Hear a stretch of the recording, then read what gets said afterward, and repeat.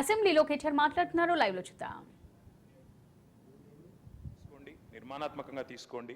ఇంకా ఎన్నికలకు 4 ఏళ్ల సమయం ఉంది కాబట్టి ఇప్పటికిప్పుడు మనం ఇక్కడ బల ప్రదర్శన చేసి కూడా లాభం లేదనే మాట కూడా వారికి చెబుతూ, అధ్యక్ష, ఇవాళ ముందుగా నేను మంత్రి గారికి ఒక విషయంలో వారు చెప్పినందుకు, ఒక వాస్తవం చెప్పినందుకు వారిని అభినందిస్తా ఉన్నాను. అధ్యక్ష, గత ప్రభుత్వం ఈ పథకాన్ని ప్రారంభించింది. 72,000 కోట్ల పైచిలకు, దాదాపు 73,000 కోట్ల రూపాయలు గత ప్రభుత్వం నుంచి మరి రైతుల ఖాతాల్లో జమ అయినాయి. అదే మాదిరిగా మరి మేము మా ప్రభుత్వం వచ్చిన తర్వాత ఒక దఫా మాత్రమే డబ్బులు ఇచ్చాము, 7,600 కోట్లు 2 పంటలకు గాను ఒకసారి ఇచ్చాము, వానాకాలం ఇవ్వలేదు అని చెబుతూ ఎట్లా మొత్తం 80,000 కోట్లు ఎట్లా ఇచ్చామని చెప్పారు. అందులోనే గౌరవ మంత్రి గారు ఒక మాట ఇక్కడ చెప్పారు. అధ్యక్ష, ఏదో దుర్వినియోగం జరిగిపోయింది, 21,283 కోట్ల దుర్వినియోగం జరిగింది అన్నట్టుగా వారు ఒక ఖాతా ఇచ్చారు. దయచేసి మంత్రి గారు నేను కోరుతా ఉన్నా, మీరిచ్చిన 2వ పేజ్ దయచేసి ఒకసారి చూడండి. అందులో మీరిచ్చిన దానిలోనే ఏం రాశారు అధ్యక్ష? 2 పంటకాల్లో మొత్తం రెండు పంటకాలంలో సాగైన మొత్తం విస్తీర్ణం 19-20కి 141 లక్షల ఎకరాలు, 20-21కి 204 లక్షల ఎకరాలు. అంటే మీరు గమనిస్తే అధ్యక్ష, సాగు చేసినా చేయకపోయినా డబ్బులు, రైతు బంధు డబ్బులు ఇవ్వడం వల్లనే 141 లక్షల ఎకరాల నుంచి 204 లక్షల ఎకరాలకు పెరిగింది. ఆ తర్వాత 212 లక్షల ఎకరాలకు పెరిగింది. ఆ తర్వాత మళ్ళీ 206, అంటే 2,06,00,000 ఎకరాలకు పెరగడానికి కారణం గౌరవ మంత్రి గారు, మేము సాగు విస్తీర్ణం పెరగాలన్న ఉద్దేశంతో ఇచ్చినాం కాబట్టే విస్తీర్ణం పెరిగిందన్నమాట దయచేసి మీరిచ్చిన లెక్కల్లోనే ఉన్నది. అట్లాగే మంత్రి గారు మరి ఒక 2-3 విషయాలు చెప్పాలి. మీరు మాట్లాడిన తర్వాత మీ ఇష్టం అని చెప్పండి సార్. మంత్రి గారు ఒక 3 విషయాలు చెప్పాలి సార్. నేను అంటే ముందుగా ఈ ప్రశ్నలు అడిగి తర్వాత మిగతా సబ్జెక్టులోకి పోతాను సార్. ఎందుకంటే వారు ఇచ్చిన నోట్ ఇప్పుడే అందింది మాకు. ఇప్పుడే అందిన నోట్లో మాకు లేవనెత్తిన మాకున్న సందేహాలు, మాకున్న అనుమానాలు ముందుగా చెప్పి మంత్రి గారు ROFR గురించి ప్రస్తావించింది. అధ్యక్ష, గౌరవ పెద్దలు తెలంగాణ తొలి ముఖ్యమంత్రి కేసీఆర్ గారి నాయకత్వంలో ఆనాడు ROFR చట్టం కింద 4.5 లక్షల మంది గిరిజన బిడ్డలకు పోడు పట్టాలు ఇచ్చిన ఘనత బీఆర్ఎస్ ప్రభుత్వాన్ని, ఘనత కేసీఆర్ గారి నాయకత్వం. అధ్యక్ష, ROFR కింద ఇచ్చే పోడు పట్టాల విషయంలో ఇక్కడ చాలా మంది గిరిజన శాసనసభ్యులు కూడా ఉన్నారు. అధ్యక్ష, చాలా మంది గిరిజన ప్రజలుండే నియోజకవర్గాల నుంచి వచ్చిన మిత్రులు, శాసనసభ్యులు కూడా ఉన్నారు. ఈ ROFR పట్టాలు గిరిజనుల చేతులు ఏవైతే ఉంటాయో అధ్యక్ష, అక్కడ కనా కష్టం మీద ఒక పంట మాత్రమే సాగు చేసే అవకాశం ఉంటుంది. ఎందుకంటే అక్కడ కాలువలు ఉండొచ్చు, ఉండకపోవచ్చు, అక్కడ ఇతర సమస్యలు ఉండొచ్చు, మేజర్ కాలువలు ఉండకపోవచ్చు. కాబట్టి కష్టం మీద అక్కడ పండేది ఒక పంట, అది కూడా చాలా కష్టంతో వాళ్ళు చేసుకుంటారు. దాదాపు 6-7 నెలలు తనలాడతారు, అక్కడ పండేదే ఒక పంట. అంటే ఇప్పుడు మంత్రి గారు చెప్పిన లెక్క ప్రకారం ఈ గిరిజన బిడ్డలు ఎవరైతే మేము గతంలో పోడు భూముల పట్టాలు ఇచ్చినామో, ఎవరికైతే మేము 4.5 లక్షల ఎకరాలు పట్టా ఇచ్చినామో, వారికి మరి ఈ 2వ విడత వారు రైతు బంధు ఇవ్వరా? మంత్రి గారు దయచేసి తప్పకుండా గిరిజనుల తరపున అడుగుతా ఉన్నాం, సమాధానం చెప్పాలి. అదేవిధంగా అధ్యక్ష, మంత్రి గారికి తెలుసు, వారు స్వయంగా రైతు. పత్తి అధ్యక్ష, కంది పత్తి అయితే దాదాపు 45 లక్షల ఎకరాలు పండుతుంది అధ్యక్ష తెలంగాణలో. మరి పత్తి 8 నెలల పంట, 8 నెలల పంట తర్వాత 2వ పంటకు అవకాశం కూడా ఉండదు. అంటే ఇప్పుడు మంత్రి గారు చెప్పిన లెక్క ప్రకారం మరి పత్తి రైతుకు 45 లక్షల ఎకరాల్లో సాగు చేసే పత్తి రైతుకు ఒకటే పంటకి ఇస్తామన్నట్టుగా ఉన్నది. ఈ విషయంలో కూడా వారు మా సందేహం నివృత్తి చేయాలి. ఒకటే పంటకి ఇస్తారా, 2 పంటలకు ఇస్తారా? కంది కూడా సేమ్ అధ్యక్ష, మీ వికారాబాద్ జిల్లాలో కూడా కంది విస్తృతంగా పండిస్తారు, అది కూడా 7-8 నెలలు. అదే నన్ను చెప్పనండి మంత్రి గారితో విజ్ఞప్తి. ఇంకో రకంగా వెళ్ళొద్దు, ఇది కేవలం మేమేమీ చెప్పలేదు. గత ప్రభుత్వంలో జరిగినటువంటి విధి విధానాలను మేము ముందుంచాము.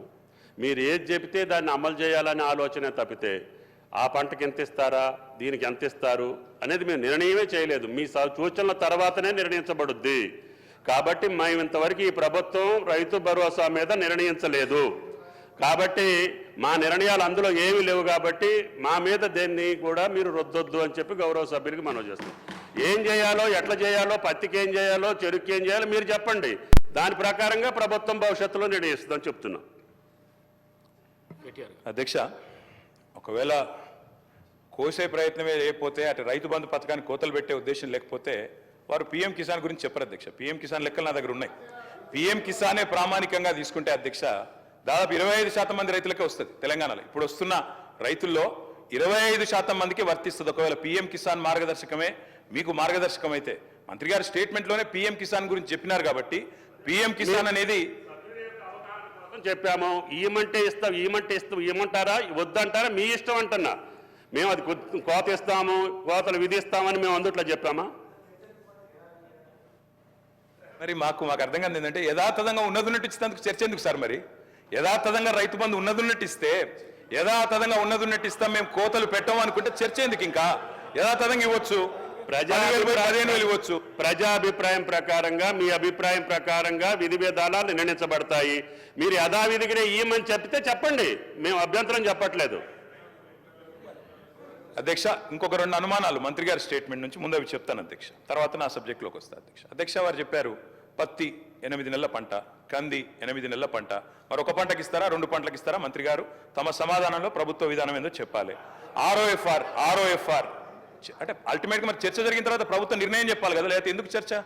చర్చ జరిగిన తర్వాత ప్రభుత్వం నిర్ణయం చెప్పకపోతే ఎందుకు అధ్యక్ష చర్చ? మరి ఊరికే మనం టైంపాస్కి అయితే చర్చ చేయం కదా. దయచేసి మంత్రి గారు నేను కోరేది, అదేవిధంగా మంత్రి గారు స్వయంగా ఖమ్మం జిల్లా, ఇప్పుడు కొత్తగూడెం భద్రాద్రి జిల్లాలో వారి సొంత ఊరు ఉంటుంది అధ్యక్ష. అక్కడ పామాయిల్ పంటను విపరీతంగా మనం గత ప్రభుత్వం కూడా ప్రోత్సహించింది. మరి పామాయిల్ కానీ, మామిడి తోటలు కానీ, హార్టికల్చర్ కానీ, వారికి మీరు రేపు రైతు భరోసా ఇస్తారా? హార్టికల్చర్ రైతులకు ఇవ్వరా? పామాయిల్ వేసిన రైతుకి అసలు మీరు ఇంటర్ క్రాపింగ్ చేయకపోతే రైతు బంధు ఇవ్వరా? ఇంకా హైదరాబాద్ చుట్టుపక్కల ప్రాంతాల్లో అధ్యక్ష, రంగారెడ్డి జిల్లా కానీ, వికారాబాద్ జిల్లా కానీ, ఈ ప్రాంతంలో 3 పంటలు తీసే రైతులు కూడా ఉన్నారు అధ్యక్ష. ఇప్పుడు మరి మంత్రి గారు చెప్తున్నారు 2 పంటలకు సాగులు చేసిన వాళ్ళకి ఇస్తామంటున్నారు. మరి రేపు 3 పంటలు సాగు చేస్తే 3 పంటలకు ఇస్తారా? ఎందుకంటే రైతులు కూడా తెలివైన వాళ్ళు అధ్యక్ష. దబ్బన సాగు చేస్తేనే ఇస్తాం, మేము పంటలు వేస్తేనే ఇస్తామంటే 3 పంటలు ఇస్తాను కూడా రైతులు సిద్ధంగా ఉన్నారు, ఇప్పటికే చేస్తున్నారు. ముఖ్యమంత్రి గారు కూడా గతంలో ఆనాడు ప్రతిపక్ష నాయకుడిగా 2 పంటలకు ఎందుకు ఇస్తారు, 3వ పంటకు ఎందుకు ఇయ్యారు, బరాబర్ ఇయ్యాల్సిందే అని కూడా మాట్లాడినారు. కాబట్టి అది కూడా పరిగణలోకి తీసుకోవాలి అధ్యక్ష. ఇక మా సోదరుడు నాకు ఆప్తుడు అధ్యక్ష, మా పెద్దపల్లి ఎమ్మెల్యే విజయరమణారావు, 2009లో ఇద్దరం మొదటిసారి ఎమ్మెల్యేలు. ఇప్పుడు ఆయన మాటలు వింటేనైతే నాకు నవ్వాలని ఏడవాలని తెలియలేదు అధ్యక్ష. ఎందుకంటే గతంలో మేము ఏదో మొత్తం నాశనం చేసిపోయినాం, అసలు మేము ప్రభుత్వంలో ఉన్నప్పుడు వర్షాలు పడలే. మరి మేము ప్రభుత్వంలో ఉన్నప్పుడు వర్షాలు పడకపోతే వ్యవసాయ దిగుబడి ఎట్లా పెరిగింది అధ్యక్ష? వ్యవసాయ విస్తీర్ణం ఎట్లా పెరిగింది అధ్యక్ష? ఇంకా గమ్మత్తు, విచిత్రమైన విషయం, నేను కావాలంటే ఇప్పుడే నాకు స్పీచ్ కూడా ఉంది, రేవంత్ రెడ్డి గారు ఇక్కడ కూర్చొని ఇచ్చిన స్పీచ్ అధ్యక్ష.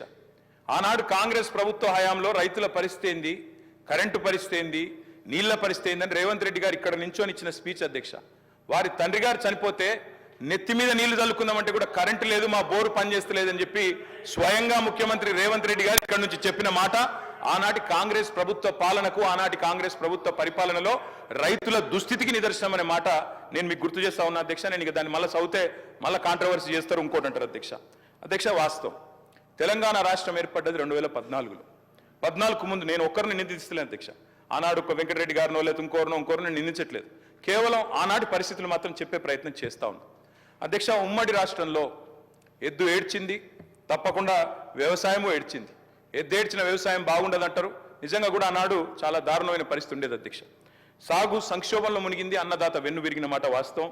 దానికి నా దగ్గర లెక్కలతో సహా, ఎన్సీఆర్బీ లెక్కలతో సహా ఉన్నాయి అధ్యక్ష.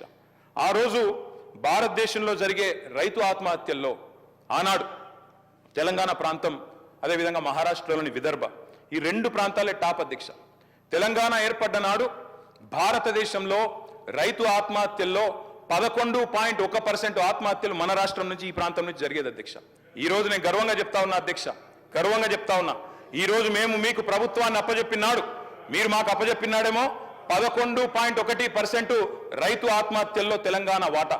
మేము మళ్ళీ తిరిగి మీకు అప్పజెప్పినాడు భారతదేశంలోనే అత్యల్పంగా 1.5%తో మీకు అప్పజెప్పినాం, రైతు ఆత్మహత్యలు తగ్గించినాం అనే మాట నేను గర్వంగా చెప్తా ఉన్నా అధ్యక్ష.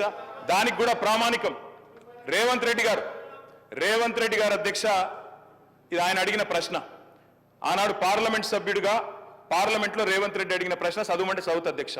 మల్కాజ్గిరి ఎంపీ గారు అడిగిన ఆనాడు కేంద్ర వ్యవసాయ శాఖని, తెలంగాణలో రైతు ఆత్మహత్యల సంగతి చెప్పండి అని చెప్తే మొత్తం సావధానంగా లెక్కలు చెప్పి కేంద్ర ప్రభుత్వం చెప్పిన మాట అధ్యక్ష, 2014లో 898 ఉంటే ఆ తర్వాత తగ్గుకుంటూ 2020 సంవత్సరానికి వచ్చేసరికి 466కు తగ్గింది. దాంతో పాటు తెలంగాణ అత్యల్ప రైతు ఆత్మహత్యలు ఈరోజు నమోదవుతున్న రాష్ట్రం అని చెప్పి స్వయంగా ముఖ్యమంత్రి రేవంత్ రెడ్డికి ఆనాడు ఎంపీగా కేంద్ర ప్రభుత్వమే వివరణ ఇచ్చింది అధ్యక్ష. దాంతోపాటు అధ్యక్ష, ఎట్లెట్లా సాగు విస్తీర్ణం పెరిగింది, ఎట్లెట్లా రైతు ఆత్మహత్యలు తగ్గినాయి, ఆ లెక్కలు కూడా మొత్తం ఆర్బీఐ లెక్కలు నేను గౌరవ సభ్యులకు మీ ద్వారా పంపుతాను అధ్యక్ష. దయచేసి వారికి ఇవ్వాలని చెప్పి కూడా నేను కోరుతా ఉన్నా అధ్యక్ష.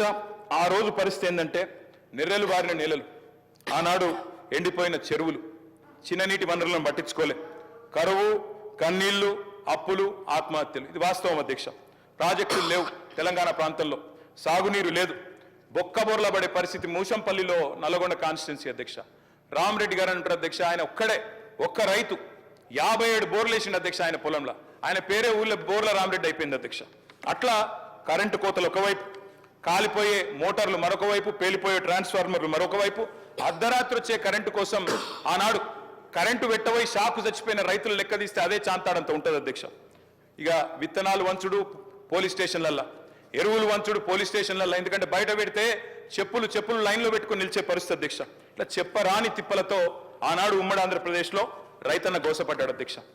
గోరేటెంకన్న గారు అధ్యక్ష, ఈరోజు మన ఎమ్మెల్సీ ప్రజా కవి, వారి మాటలు చెప్పాలంటే అధ్యక్ష, సేతానం వేడుందిరా తెలంగాణ సేలన్ని బీల్లాయరా అని చెప్పి ఒక కవి, ప్రజా కవి తన రైతు ఆవేదనను రైతు బిడ్డగా చెప్పే పరిస్థితి చేసినాడు అధ్యక్ష.